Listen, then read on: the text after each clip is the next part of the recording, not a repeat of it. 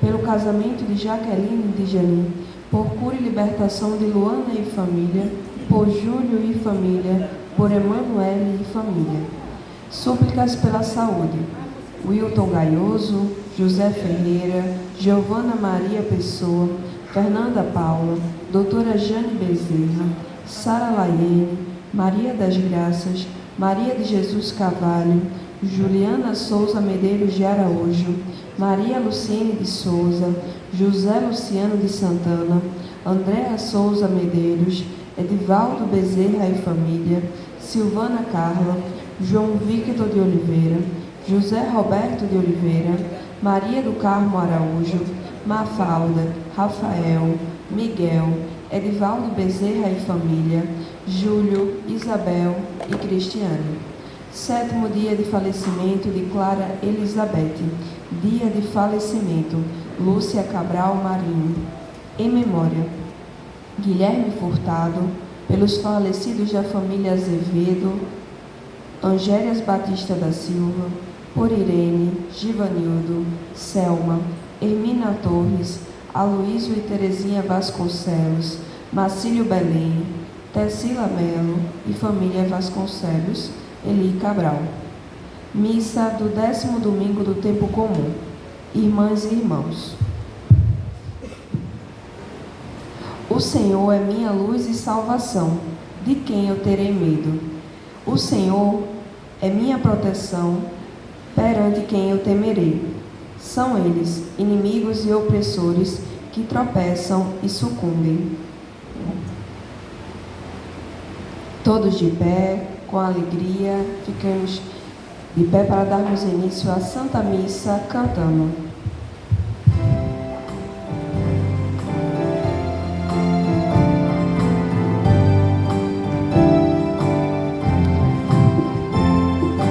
Eis-me aqui, Senhor, eis-me aqui, Senhor, pra fazer tua vontade, pra viver no teu amor, pra fazer tua vontade, pra viver no teu amor. Eis-me aqui, Senhor. O Senhor é o pastor que me conduz por caminhos nunca vistos, me enviou. Sou chamada a ser fermento, sal e luz, e por isso respondi: aqui estou. Eis-me aqui, Senhor, eis-me aqui, Senhor, pra fazer tua vontade, pra viver no teu amor, pra fazer tua vontade, pra viver no teu amor. Eis-me aqui, Senhor. Bom dia, meus irmãos. Iniciemos esse ato de fé invocando a Trindade Santa, em nome do Pai, do Filho e do Espírito Santo. Amém. Que a paz de nosso Senhor Jesus Cristo, o amor do Pai e a comunhão do Espírito Santo esteja sempre convosco. Bendito seja Deus que nos reuniu no amor de Cristo. Irmãos, o Deus que nos congrega nessa manhã pede de nós mudança, transformação interior. Infelizmente, o pecado ainda é uma realidade em nossa vida. Conscientes de que somos pecadores, imploremos a graça do perdão cantando.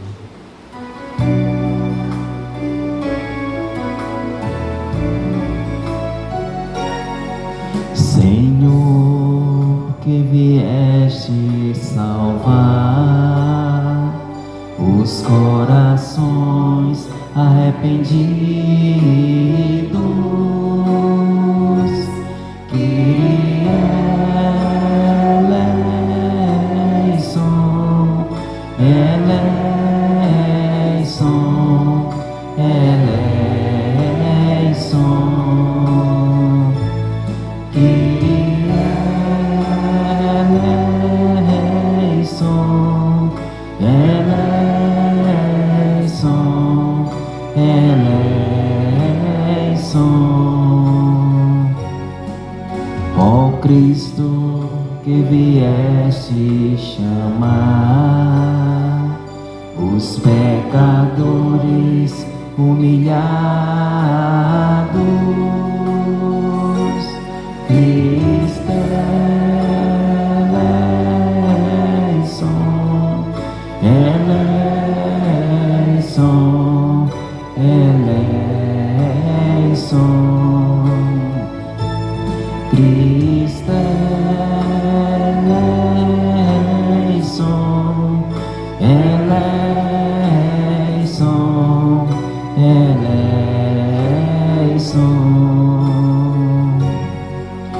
Senhor, que intercedeis por nós, junto a Deus Pai, que nos perdoa. Kyrie eleison,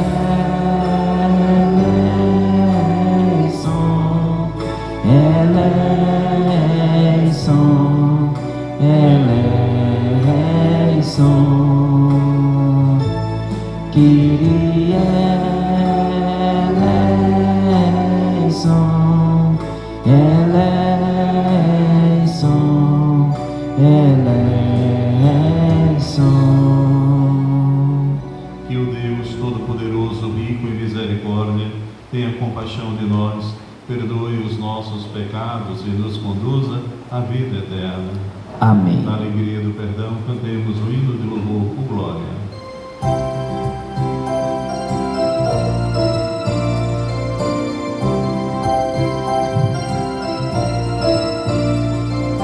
Glória a Deus nas alturas e paz na terra aos homens por Ele amados.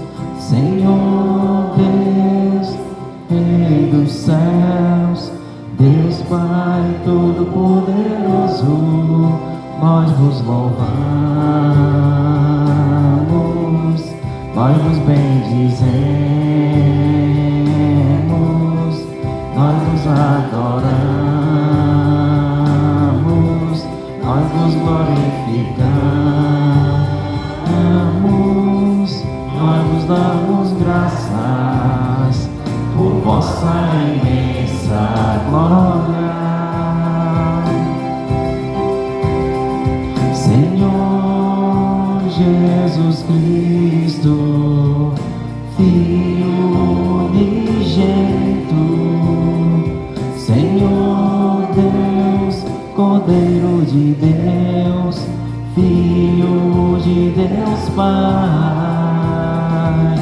vós que tirais o pecado do mundo, tende piedade de nós.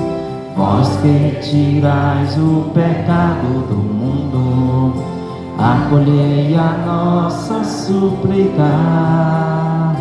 Vós que estais à direita do Pai, tende piedade de nós. Só vós sois o Santo, só vós o Senhor,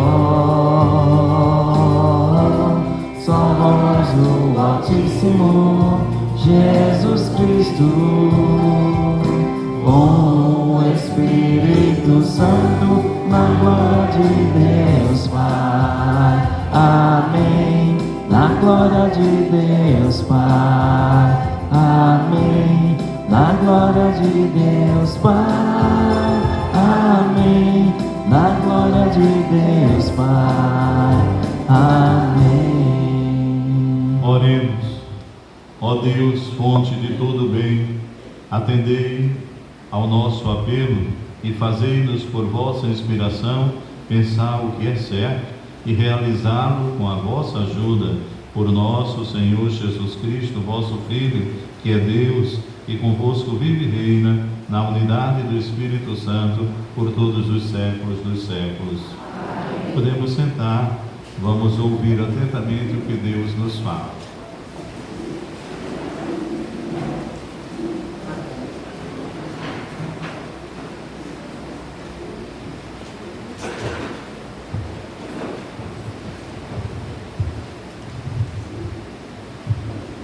Primeira leitura da profecia de Oséias.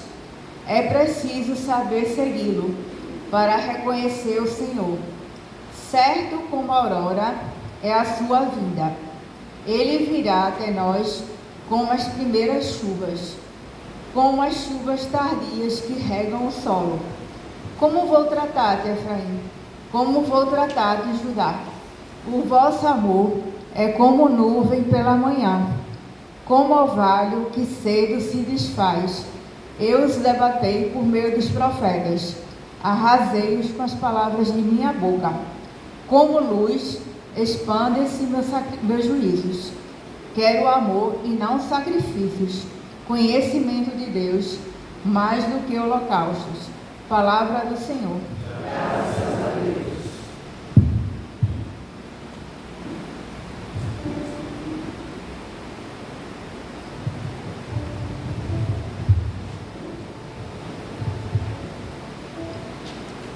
A todo homem que procede retamente, eu mostrarei a salvação que vem de Deus. A todo homem que procede retamente, eu mostrarei a salvação que vem de Deus.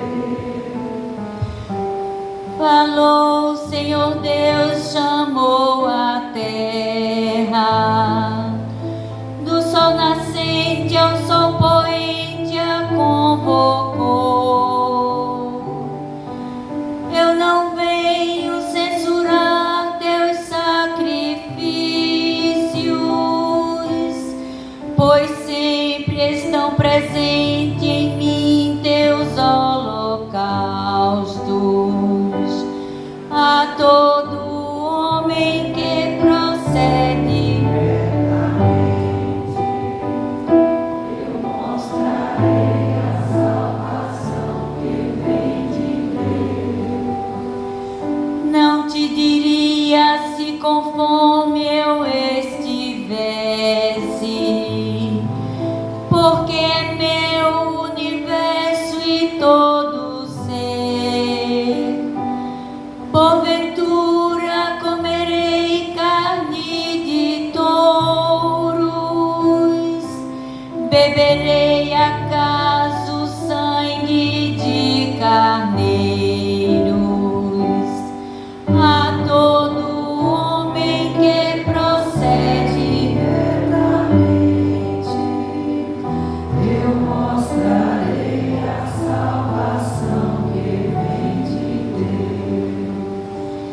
Imola a Deus um sacrifício de louvor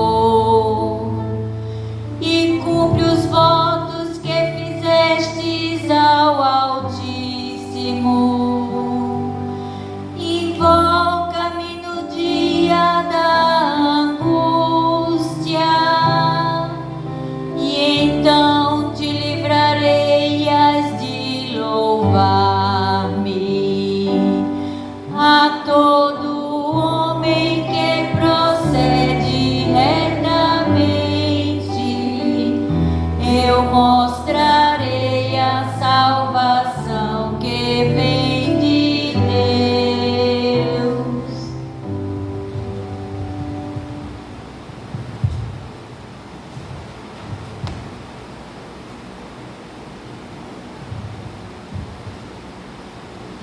Leitura da carta de São Paulo aos Romanos. Irmãos, Abraão, contra toda a humana esperança, firmou-se na esperança e na fé. Assim, tornou-se pai de muitos povos, conforme lhe fora dito: assim será a tua posteridade. Não fraquejou na fé, à vista de seu físico desvigorado pela idade, cerca de 100 anos, ou considerando o útero de Sara já incapaz de conceber. Diante da promessa divina, não duvidou por falta de fé, mas revigorou-se na fé e deu glória a Deus, convencido de que Deus tem poder para cumprir o que prometeu. Esta sua atitude de fé lhe foi creditada como justiça, Afirmando que a fé lhe foi creditada como justiça, a Escritura visa não só a pessoa de Abraão, mas também a nós, pois a fé será creditada também para nós, que cremos naquele que ressuscitou dos mortos, Jesus, nosso Senhor. Ele, Jesus, foi entregue por causa de nossos pecados e foi ressuscitado por nossa justificação. Palavra do Senhor. Graças a Deus. De pé aclamemos o Santo Evangelho cantando. Aleluia, aleluia, aleluia, aleluia, aleluia, aleluia, aleluia, aleluia. Foi o Senhor quem me mandou boas notícias anunciar ao pobre, a quem está no cativeiro, libertação eu vou proclamar. Aleluia, aleluia, aleluia, aleluia, aleluia, aleluia, aleluia, aleluia. O Senhor esteja convosco. Ele está no meio de nós. Proclamação do Evangelho de Jesus Cristo, narrado segundo Mateus. Glória a vós, Senhor. Naquele tempo, partindo dali, Jesus viu um homem chamado Mateus sentado na coleteria de impostos e disse-lhe: segue-me. Ele se levantou e seguiu a Jesus. Enquanto Jesus estava na mesa na casa de Mateus, vieram muitos cobradores de impostos e pecadores a sentar-se à mesa com Jesus e seus discípulos. Alguns fariseus viram isso e perguntaram aos discípulos: por que vosso mestre come com os cobradores de impostos e pecadores? Jesus ouviu a pergunta e respondeu: aqueles que têm saúde não precisam de médico, mas sim os doentes. Aprendei, pois, o que significa: quero misericórdia e não sacrifício. De fato, eu não vim para chamar os justos, mas os pecadores. Palavra da salvação. Glória a vós, Senhor. Podemos sentar.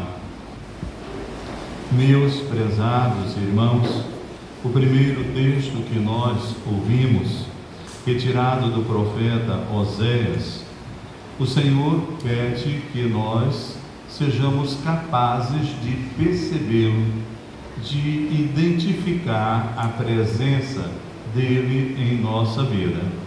Conta uma parábola que certo homem estava desejoso de ter um encontro com o Senhor e nas suas orações ele clamava: ó Deus, eu gostaria que você viesse à minha casa, que eu pudesse te encontrar, que pudéssemos partilhar um pouco a vida.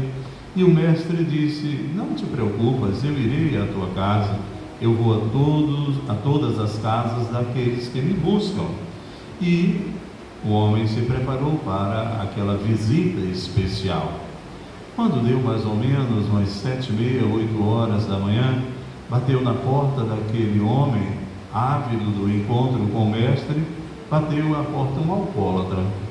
E ele imediatamente dispensou o alcoólatra: sai da minha porta, porque hoje eu não posso estar contigo, eu vou receber daqui a pouco uma visita importantíssima, e se o mestre me ver contigo, ele vai pensar que eu também sou um beberrão.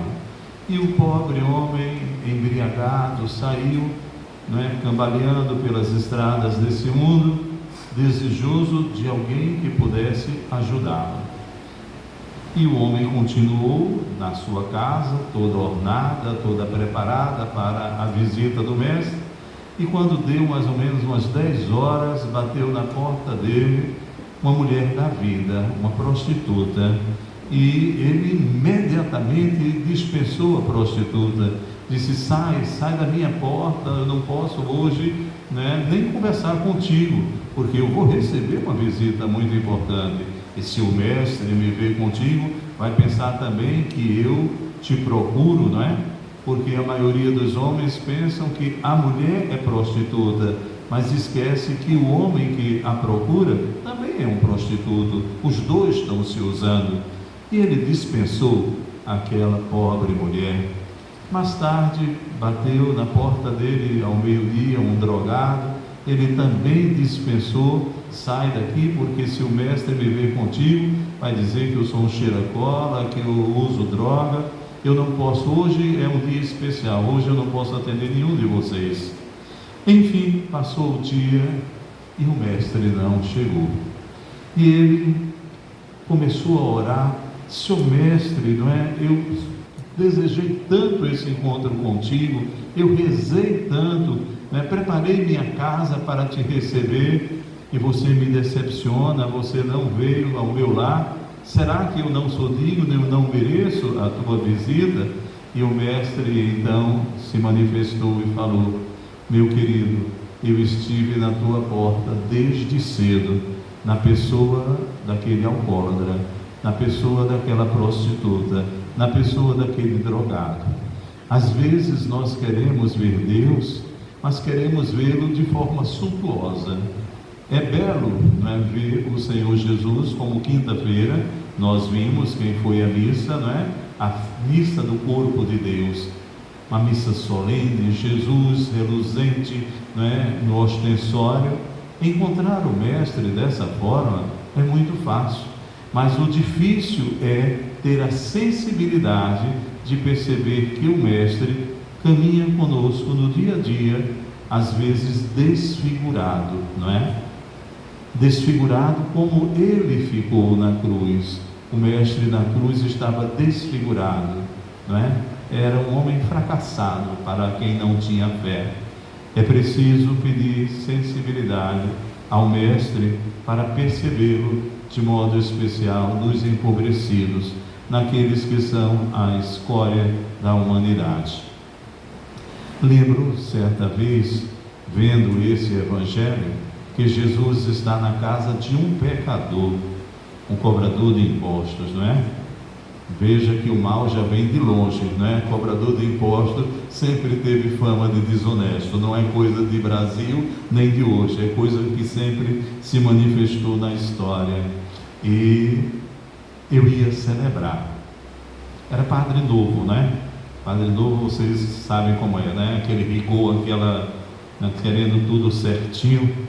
E eu fui celebrar a missa, a primeira missa da manhã, a missa das 7 horas. Eu sempre gostei muito, a primeira missa do dia é ótimo celebrar. A cabeça está tranquila, você ainda não se envolveu em preocupações, você está leve. E eu saí para celebrar, mas uma coisa eu posso vos dizer: antes de entrar no exército, os meus ponteiros eram dificílimos de ser controlados.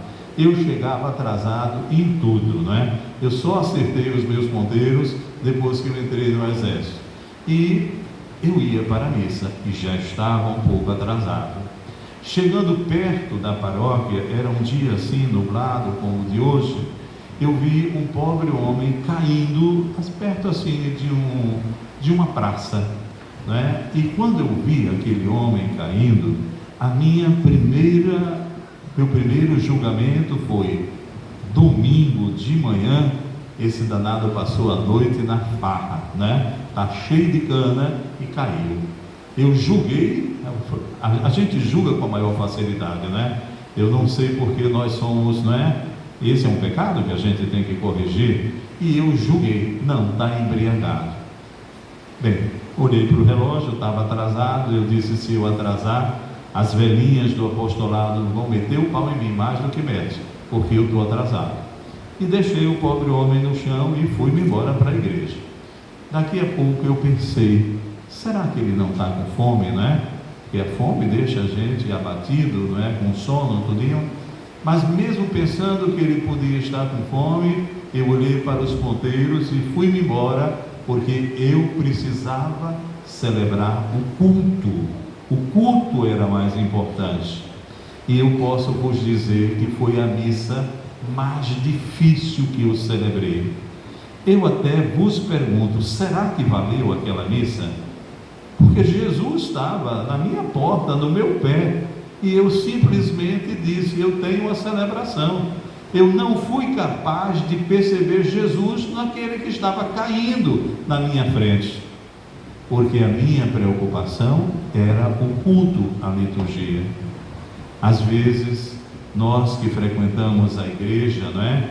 E que achamos que nos esforçamos para caminhar no caminho certo, às vezes a gente tem a tendência de imaginar aqueles que estão fora são os perdidos, os pecadores, e vai ver que os piores somos nós que estamos aqui, não é? Se Deus nos trouxe, é porque quem está precisando mesmo somos nós, não é?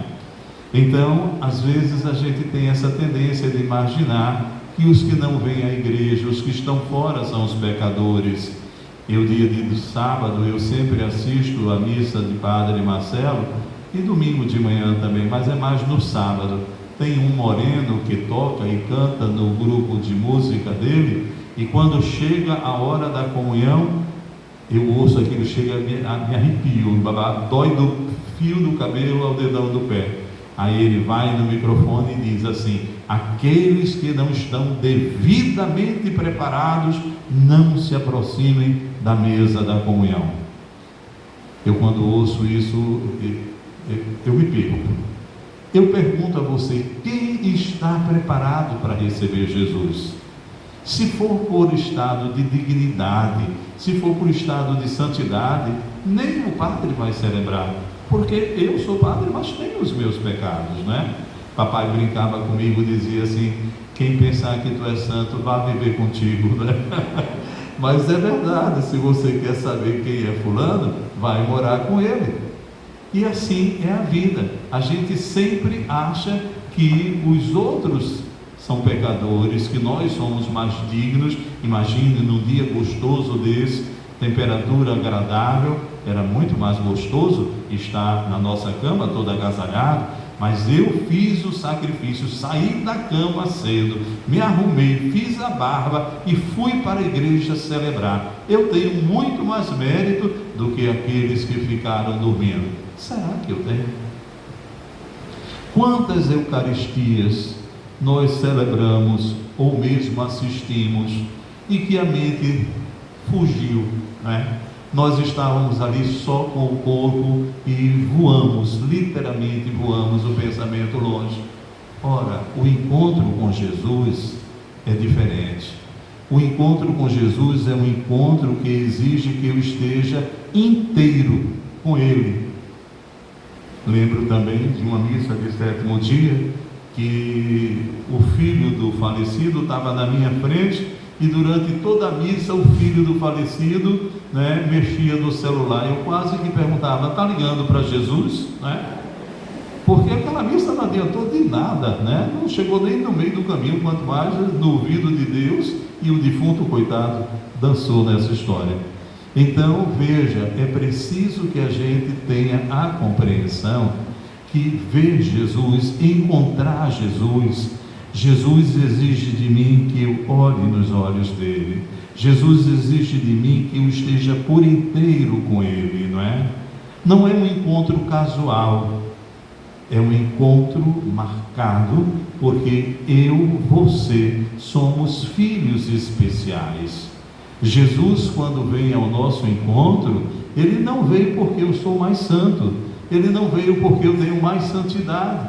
Não, talvez ele tenha vindo porque eu sou mais pecador. Quem toma remédio é quem está doente, gente.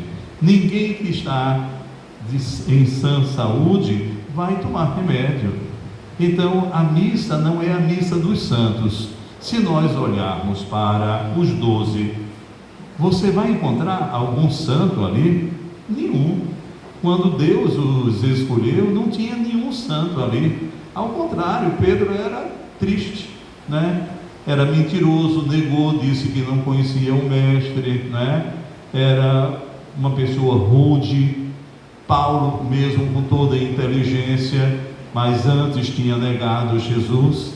Então veja, Jesus não está preocupado com o teu pecado. O teu pecado é o segundo momento. Jesus está preocupado com você. Veja, quando eu digo que Jesus está preocupado com você, significa que Ele vai te conceder a graça para que você se liberte do pecado, não é? Você não veio hoje para a missa porque você é santo, não, os santos já estão na glória de Deus. Os 12 não eram santos, eles foram chamados e Deus ofereceu a eles a condição necessária para que atingisse a santidade, assim como cada um de nós.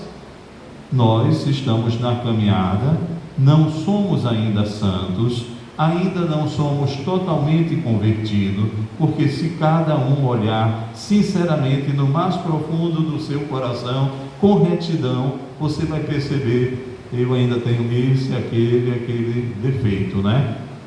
Eu já vos disse isso, eu gosto sempre de pegar um papel, quando vou fazer meus exames de consciência, eu pego uma folha branca, passo uma cruz, boto no lado de cá menos, boto no lado de cá mais.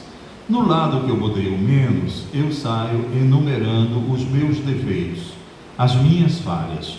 No lugar que eu botei mais, eu saio enumerando as minhas poucas virtudes. E depois nas virtudes, eu louvo e glorifico a Deus, porque já as conquistei, mas eu viro a página e fico só com o lado negativo. No lado negativo, eu penso assim: não adianta você imaginar, eu tenho esses pecados e vou me libertar deles esse ano. Quando chegar o Natal, na preparação do Natal, eu vou tirar todos esses pecados da minha vida. Não vai, não seja infantil, não é? Então, todos nós temos aquele pecadinho que eu chamo pecado de estimação. Aquele pecado que a gente diz que não vai cometer, mas comete amanhã, não é? Então, todos nós temos o pecado de estimação.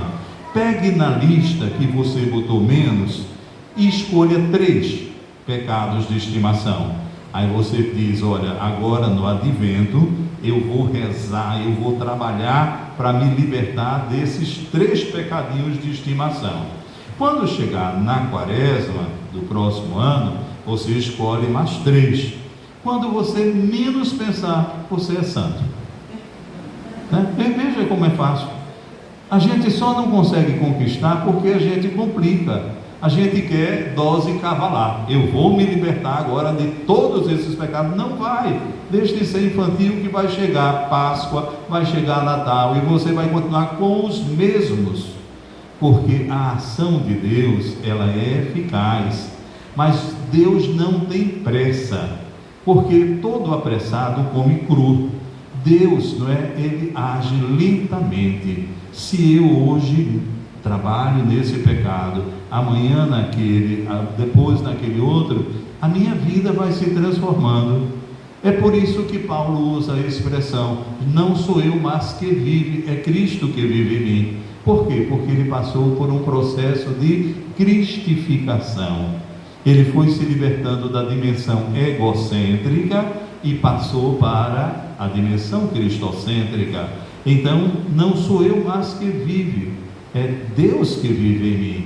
É isso que a gente precisa fazer, buscar Deus. Agora é claro que tudo isso é pela fé.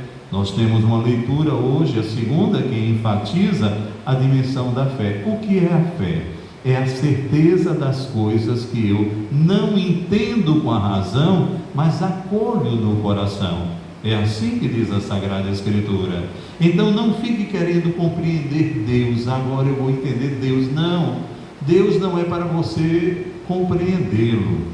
Deus é para você amá-lo. Porque a única coisa, o único débito que nós temos para com Deus é o sentimento do amor. Porque Ele nos amou primeiro. Então eu vou retribuir a esse Deus que me acolhe na sua infinita misericórdia. Esse Deus que me acolhe na sua infinita misericórdia me concede a graça para que eu supere as minhas limitações e vai me transformando, não é?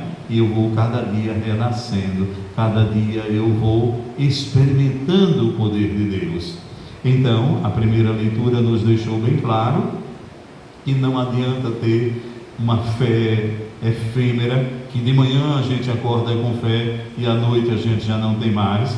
Deus quer que nós sintamos a presença dele, é isso que a primeira leitura nos fala, não é? A segunda leitura nós vemos o nosso pai Abraão, nosso pai na fé, já em idade avançada, mas o Senhor ouviu as preces de Abraão e concedeu a ele a alegria da paternidade, não é? Então a fé vai exigir de nós essa experiência. Aí você vai me dizer assim: mas padre, olha, tem dia que eu estou numa aridez, eu não sinto nada. Se você me disser isso, eu vou dizer: engraçado, comigo também acontece isso. Está entendendo? Porque não pense que a fé é uma coisa linear, não é? É todos os dias. Não, tem dia que nós estamos numa experiência tão profunda com Deus, que se eu pudesse eu dizia: me leva hoje, porque hoje era o dia, né? Mas tem dia que a gente está numa aridez, a gente está no estresse da vida e a gente não consegue essa unidade, essa comunhão com Deus. Mas veja, aí é que está os mais belos momentos da nossa caminhada na fé. Você dizer que rezou porque estava sensível, estava movido pela fé naquele dia, ótimo. Eu vou dizer, mais belo vai ser você rezar nos dias que você não estiver sentindo nada, porque nessa hora é que você está fazendo realmente uma experiência de fé, mesmo sem sentir nada. Eu estou aqui porque eu tenho a certeza que Tu és o meu Deus, o meu Senhor, o meu Salvador, o meu Libertador. Então, rezar nos momentos de aridez traz para nós, não é, uma riqueza imensa. Ou rezar nos momentos de dor, não é? Nós somos muito mais, a nossa tendência é rezar nos momentos felizes, não é? A gente agradece a Deus, mas rezar nos momentos de dor, é na dor que a gente experimenta Deus. Quando eu olho para a minha caminhada, eu já passei por momentos difíceis. Já vos disse que quando eu tive câncer, a primeira experiência foi difícil, a segunda foi mais difícil ainda, a terceira era quase que insuportável. Mas quando eu saí do consultório do médico, que minha irmã olhou para mim, eu estava meio cabisbaixo, e minha irmã disse assim: mas meu irmão, por que você está tão triste assim? Triste eu estaria se o médico dissesse que não tem mais o que fazer. Mas enquanto você bater a porta do consultório e ele disser: ainda podemos fazer isso, louva a Deus. E é verdade, não é? Depois eu tive um problema no intestino, e todo padre é comelão, né? Dá para ver pelo corpinho, né? Agora eu estou numa fome miserável, tomo injeção na barriga para perder uns quilos, mas comer é a minha alegria.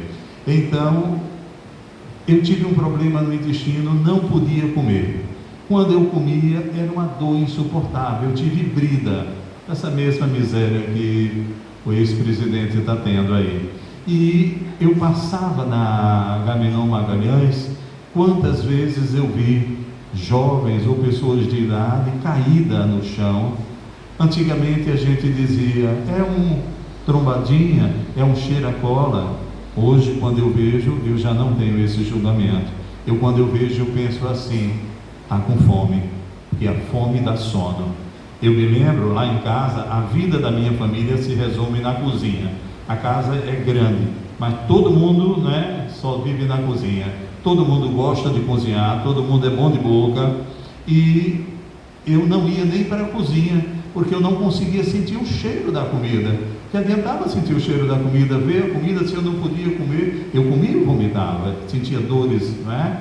Então Deus me ensinou na dor que a fome é uma miséria, que a fome dá sono, não é? E a gente às vezes diz que o outro é um trombadinha. Deus me ensinou, há 3 ou 4 anos atrás, eu uso meia elástica, porque o câncer que eu tive foi na virilha. E a meia, ela vem até a virilha e ela tem um silicone para prender. E ela ralou na pele, na virilha, e aí entrou uma bactéria. e essa bendita bactéria me levou ao hospital. Eu fui ao Jaime pensando que eu estava com uma flebite, e o médico vascular, quando olhou, pediu uma tomografia, eram 3 abscessos na virilha. E ele disse: olha, padre, você vai ter que ficar interno para tomar medicação, injeção, como é, a medicação venosa. Eu passei 40 dias interno. Esses 40 dias me fazia pensar nos 40 dias que Jesus passou no deserto, né? Foram momentos de muito sofrimento, não só de sofrimento, mas de ausência dos amigos, né? Até Jesus na Eucaristia não teve um danado de um padre amigo que se lembrasse: aquele triste está lá no hospital, no leito, está precisando de Jesus. Eu passei 40 dias sem comungar, sozinho, não é? Uma angústia imensa. Mas eu posso vos dizer que aqueles 40 dias me uniu a Jesus. Eu sempre pensava: Jesus passou 40 dias no deserto, Ele está me botando no deserto para que eu cresça na fé. E eu dizia ao médico, ao vascular de lá, o Jussier, ele disse: olha, padre, a medicação não está fazendo efeito, a gente vai ter que fazer uma punção para tirar o líquido, para ver